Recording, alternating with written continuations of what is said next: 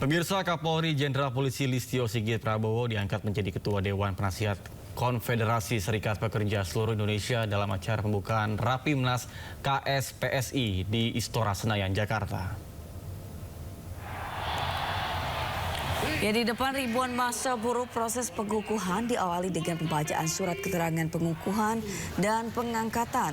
Kapolri Jenderal Polisi Listio Sigit Prabowo yang mengemban jabatan baru tersebut menegaskan komitmennya soal mengawal hak dan kesejahteraan elemen buruh di Indonesia. Sementara itu, Presiden KSPSI Andi Gani Nenawea mengatakan bahwa Jenderal Listio Sigit Prabowo merupakan sosok yang telah lama memperjuangkan kesejahteraan kaum buruh. Ia berharap kehadiran Jenderal Polisi Listio Sigit Prabowo dapat memberikan arahan strategis serta memperkuat upaya perjuangan organisasi di tingkat nasional. Ini kami resmi melantik dan mengangkat Ketua Dewan Penasihat KSPSI yaitu Jenderal Polisi Dr. Listio Sigit Prabowo MSI menjadi Ketua Dewan Penasihat. Pimpinan tertinggi KSPSI ada di tangan beliau. Jadi ini merupakan sebuah hal yang sangat luar biasa untuk perjuangan buruh, karena beliau bukan hanya saat ini, ada beberapa hal yang beliau dorong, bahkan sebelum jauh jadi Kapolri, beliau sudah bersama kami berjuang untuk buruh. Tadi saya menyampaikan syarat bahwa yang pertama, saya tidak mau ada aturan yang dilanggar, baik dari sisi regulasi umum selaku pejabat negara, dan juga ADART dari perburuan. Dan tadi beliau sampaikan bahwa tidak ada yang dilanggar, oleh karena itu saya, karena kecintaan saya terhadap rekan-rekan buruh, saya menyatakan bersedia. Pemirsa, komplotan begal menodongkan senjata api dikejar warga dan berhasil tertangkap di kawasan Palmerah, Jakarta Barat. 3 pelaku kabur mengendarai sepeda motor, namun satu pelaku yang tertangkap babak belur dihajar warga.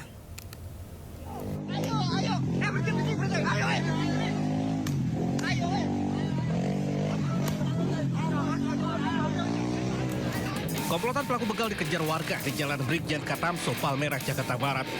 Meski sempat ditodong dengan senjata api, warga tetap mengejar. Warga sempat menghentikan para pelaku, namun hanya 1 orang yang bisa ditangkap. 3 orang lainnya berhasil meloloskan diri. Pelaku yang tertinggal akhirnya jadi bulan-bulanan warga. Pelakunya ada berapa orang? Oh, nggak tahu saya berapa. Juga soalnya nggak ngelihat, langsung cuma ngira-ngira dari sini aja, habis itu banyak orang. Ketangkep tadi. Nanti ketangkap katanya gebukin. Berapa orang ketangkep, Pak? 1. Warga kemudian menyerahkan pelaku ke Polsek Palmerah. Hingga kini, polisi masih memburu 3 orang pelaku lainnya. Dari Jakarta, Miftahul Gani, iNews melaporkan. Pemirsa, komplotan pencuri bermobil membawa kabur ribuan telur bebek milik pedagang di Kabupaten Mojokerto, Jawa Timur. Akibatnya korban merugi jutaan rupiah.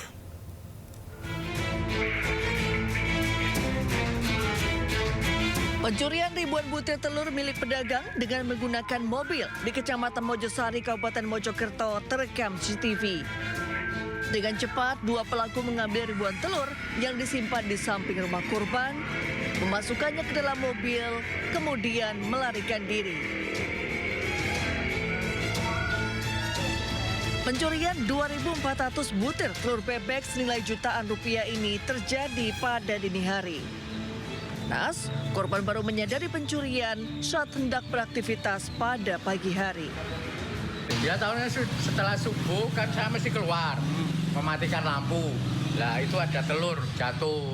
Berapa, Pak, jumlahnya, Pak? 2.400-an. Kalau kerugian sendiri berapa, Pak? Ya 3 jutaan. Itu memang ditaruh di luar. Korban memilih tidak melapor ke polisi dan mengunggah rekaman CCTV ke media sosial agar warga bisa lebih waspada terhadap modus pencurian serupa. Dari Mojokerto, Jawa Timur, Solahuddin, iNews melaporkan. Pemirsa, 2 pelaku pencuri bermotor di Bangka Belitung berhasil diringkus oleh polisi. Salah seorang pelaku berusaha kabur, polisi terpaksa melepaskan tembakan peringatan.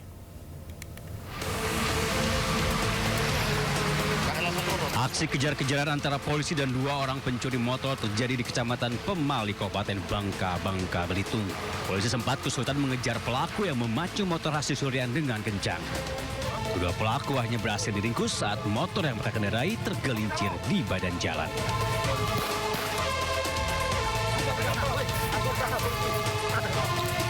Bukannya menyerah, salah seorang pelaku justru berusaha melarikan diri. Polisi pun terpaksa melepaskan tembakan peringatan. Kedua pelaku akhirnya bisa diringkus dan dibawa ke Polres Bangka untuk dimintai keterangan.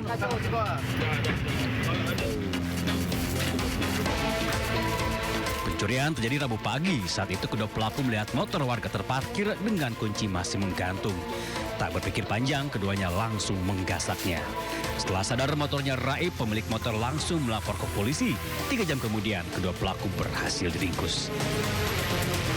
Modusnya korban meninggalkan kunci motornya di motor. Jadi memanfaatkan kelengahan dan kesempatan pelaku mengambil motor tersebut. Kini kedua pelaku sudah ditahan di Mapolres Bangka dan harus bersiap mendapat hukuman 5 tahun penjara. Di Kabupaten Bangka, Provinsi Bangka Belitung, Muhammad Maulana, iNews melaporkan.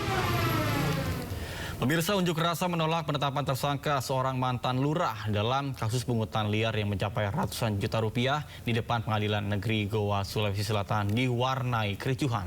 Masa nyaris terlibat perkelahian dengan seorang pengemudi mobil yang tidak terima pendemo memblokade Jalan Trans Sulawesi.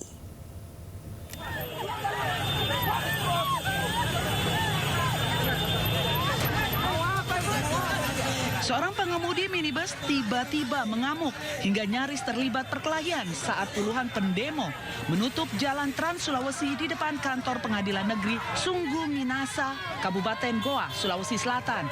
Pengemudi mobil emosi karena mahasiswa menutup seluruh badan jalan hingga memacetkan arus lalu lintas. Untuk menghindari kericuhan, petugas mengamankan pengemudi mobil menjauh dari lokasi unjuk rasa.